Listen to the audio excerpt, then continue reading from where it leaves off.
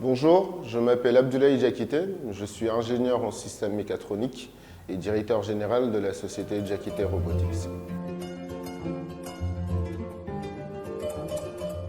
Donc pour mes études, pour mon cursus scolaire, j'ai d'abord obtenu un baccalauréat en sciences humaines terminales au lycée Cheikh Anta Diop de Bamako. Suite à cela, je suis parti à Londres pour tout d'abord effectuer 3 mois de cours d'anglais intensifs, suivi d'un bachelor en sciences informatiques à l'université de East London, que j'ai d'ailleurs eu avec mention honneur. Et ensuite, j'ai opté pour la mécatronique parce que c'est pendant la fin de mon cursus du bachelor en sciences informatiques que j'ai développé l'amour pour la robotique, mais aussi pour la mécatronique. Et c'est suite à cela que j'ai ensuite effectué un master en sciences des systèmes mécatroniques à l'université de Kingston, que j'ai aussi, par la grâce de Dieu, obtenu avec mention honneur, mérite. Et donc c'est après tout cela que j'ai décidé de rentrer au Mali.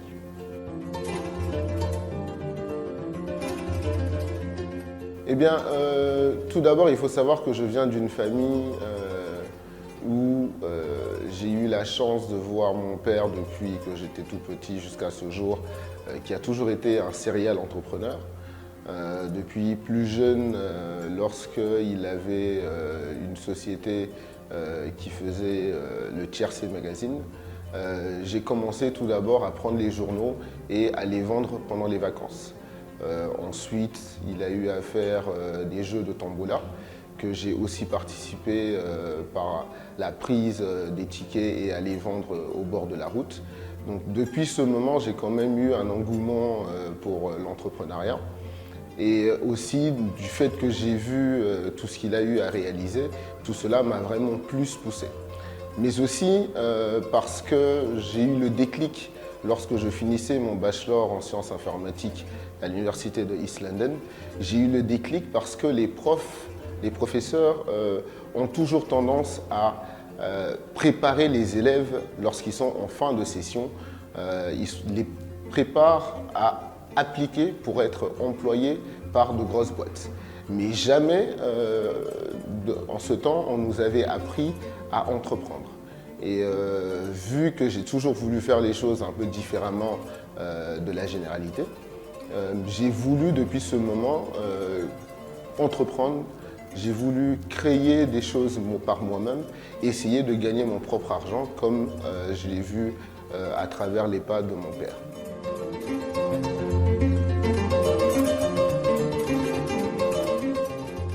Et donc, lorsque j'ai fini, que j'ai obtenu mon bachelor en sciences informatiques et que j'ai obtenu mon master en système mécatronique, j'ai eu la chance de travailler avec Jaguar Land Rover sur l'élaboration d'un système CAN bus en anglais ou en français qui est un bus série. Et le bus série, c'est, en termes simples, c'est le réseau auquel tout ce qui est calculateur, boîte de vitesse, airbag, tout ce qui est électronique au sein d'un véhicule communique en temps réel les uns avec les autres. Et donc c'est cet ordinateur on-board que j'ai à concevoir qui m'a valu un ticket pour aller présenter cette solution lors de la 3e conférence mondiale de l'ingénierie et de la robotique dans le domaine éducatif en Grèce. Et c'est bien après cela que j'ai décidé de rentrer au Mali. Pourquoi? Parce que les compétences que j'ai et que j'avais depuis ce temps étaient des compétences qu'on pouvait toujours retrouver dans les rues de l'Angleterre et même en Europe. Mais par contre, c'était des compétences qui se faisaient extrêmement rares en Afrique et plus précisément au Mali. Et donc c'est un peu cela qui m'a poussé à rentrer au Mali et m'a poussé à vouloir entreprendre. Parce que quand je suis rentré au Mali, il n'y avait aucune société de robotique au Mali ici, où il n'y avait aucun groupe international qui était là au Mali qui proposait ces genres de services. Et donc l'idée pour moi était de devenir précurseur dans ce domaine que j'adore. Et c'est un peu comme ça que j'ai eu la volonté de créer Diakité Robotics, qui est une société de mécatronique. Et la mécatronique, c'est la combinaison synergique et systémique de la mécanique, l'électronique, le contrôle, l'automatisme industriel et l'informatique.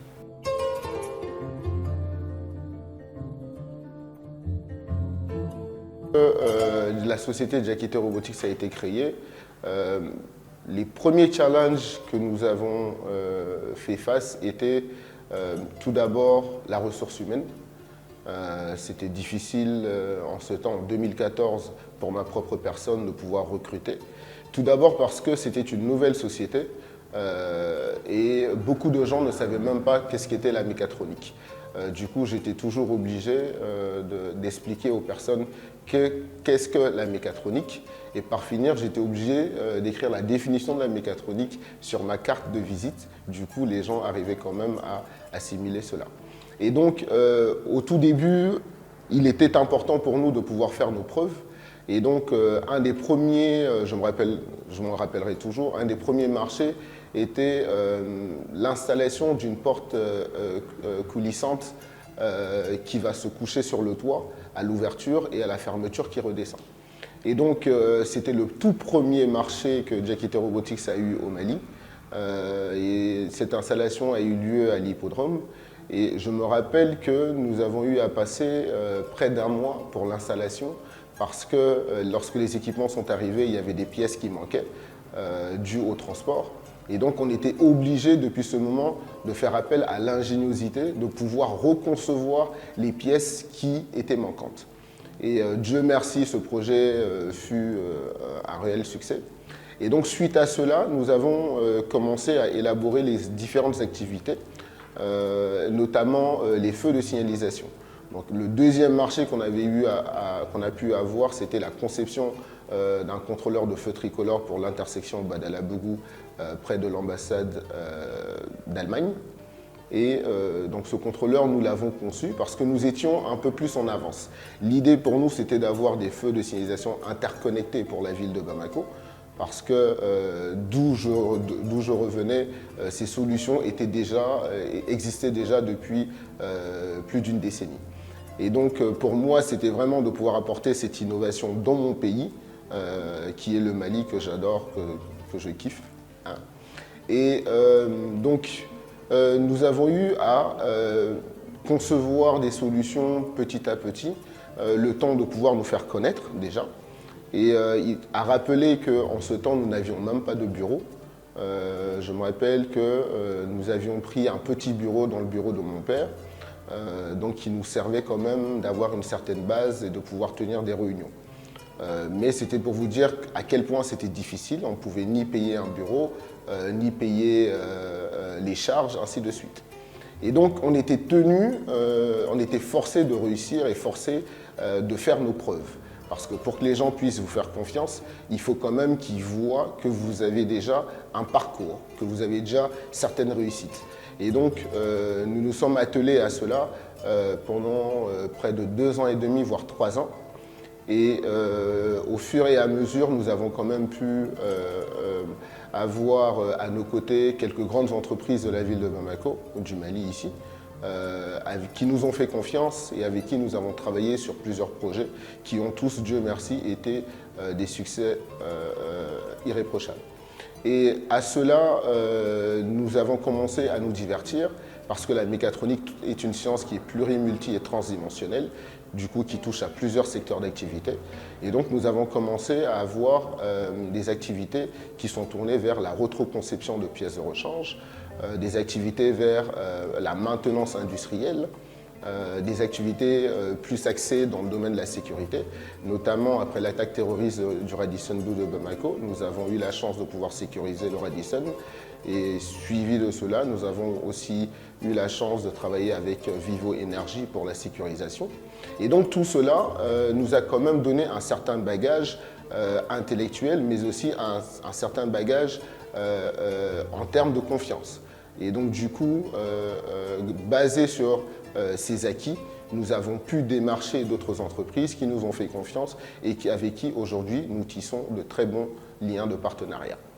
Et du coup, les défis, on va dire que le vrai challenge que Diakité Robotics a eu à rencontrer depuis le début à ce jour, c'est vraiment un problème de ressources humaines. Malheureusement, c'est malheureux, nous n'avons pas toujours la chance de pouvoir avoir des personnes qualifiées. Ils sont qualifiés sur le diplôme qui est un papier, mais pas qualifiés dans la mise en œuvre de cet apprentissage qu'ils ont eu à faire pendant 3 à voire 5 ans. Dieu merci quand même, nous sommes toujours chanceux de pouvoir trouver des perles rares. Et c'est avec ces perles rares que Diakité Robotics a avancé depuis ce moment. Aujourd'hui, nous avons une stagiaire qui est là et nous sommes toujours en train de recruter. Donc, c'est pour vous faire savoir que le problème de ressources humaines qualifiées est une vraie problématique au Mali. Mais je pense qu'il faut que les jeunes se donnent la possibilité d'aller à la recherche de la connaissance et de pouvoir rapporter cette connaissance afin de pouvoir concevoir des solutions qui répondront pleinement aux besoins des Maliennes et des Maliens. Et donc, les perspectives, nous avons des perspectives à court, moyen et long terme. À court et moyen terme, pour Diakité Robotics, comme nous le savons tous, depuis l'année 2020, mars 2020 à ce jour, le monde entier est frappé par la crise de la Covid-19. Et pour répondre quand même un peu à ce besoin, l'État malien fit appel au génie malien il y a de cela plusieurs mois. Et c'est un peu en retour et c'est un peu en réponse à cet appel lancé par le gouvernement malien que Diakité Robotics a décidé de converger ses forces sur l'élaboration de certaines solutions qui pourront plutôt venir en renfort aux mesures existantes. Et pour cela, nous avons eu à concevoir le tout premier tunnel de désinfection 100% Made in Mali, qui permet de pulvériser les personnes sans pour autant nuire aux objets qu'elles portent en quelques secondes. Et à cela, nous avons eu à concevoir aussi un dispositif de lavage de mains mobile, autonome et à moindre coût en utilisant des matériaux recyclés. Et tout cela a été réalisé avec l'équipe Diakité Robotics qui était présente en ce temps. Et nous avons quand même pu apporter un peu notre pierre à l'édifice. Aujourd'hui, les perspectives sont un peu plus éloignées, un peu plus en profondeur parce que nous sommes actuellement en train de développer quelques projets, 7 à 8 projets à peu près, qui seront lancés d'ici le mois de juin. Et c'est des projets qui sont tous porteurs, des projets innovants qui n'ont jamais vu le jour au Mali depuis les temps. Et nous en sommes fiers. Malheureusement, je ne pourrai pas vous en dire davantage maintenant, mais en temps et lieu, vous aurez ces informations-là. Aujourd'hui, pour le long terme, Diakité Robotics compte avoir des branches dans les autres pays frontaliers du Mali, à savoir dans la sous-région, le Sénégal, le Burkina, la Côte d'Ivoire et le Sénégal. Nous sommes actuellement en train d'échanger avec des partenaires en Guinée et l'idée serait de pouvoir avoir une branche de Diakité Robotics en Guinée qui pourra aussi proposer les mêmes services que nous proposons. Pourquoi? Parce que nous sommes quand même dans plusieurs secteurs d'activité, comme je vous le disais tantôt, notamment dans le domaine de la santé. Nous sommes la première société à avoir conçu une prothèse de main bionique pour les personnes amputées du bras ou de l'avant-bras, leur permettant de retrouver la motricité des 5 doigts de la main, ainsi que la flexion et l'extension de l'avant-bras. Nous avons aussi depuis 2015 conçu la toute première prothèse, la toute première emboîture de prothèse tibiale, à partir de l'impression 3D, permettant un peu de réduire le temps de fabrication des prothèses au Mali ici, mais aussi en procurant aux patients des prothèses beaucoup plus légères. Et donc ça c'est dans le domaine de la santé. Dans le domaine de la sécurité, nous avons eu à concevoir des gilets de surveillance géovisio-mobile, un peu comme vous avez dans les pays développés, lorsque la police vous arrête, tout ce qu'ils disent, tout ce qu'ils voient, ben, la centrale voit la même chose. Nous avons eu à concevoir les mêmes genres de gilets pour l'armée malienne ici et pour la sécurité au Mali ici. Donc c'est un peu, ça c'est quelques projets qui ont déjà vu le jour, mais il y a 8 autres projets qui verront bientôt le jour et je vous invite quand même à vous connecter sur la page de Diakité Robotics sur Facebook pour suivre ces vidéos.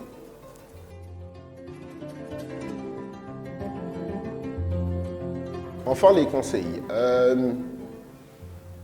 J'aimerais attirer l'attention de la jeunesse malienne sur le fait qu'il est important de pouvoir aller vers les nouvelles sciences, les nouvelles technologies.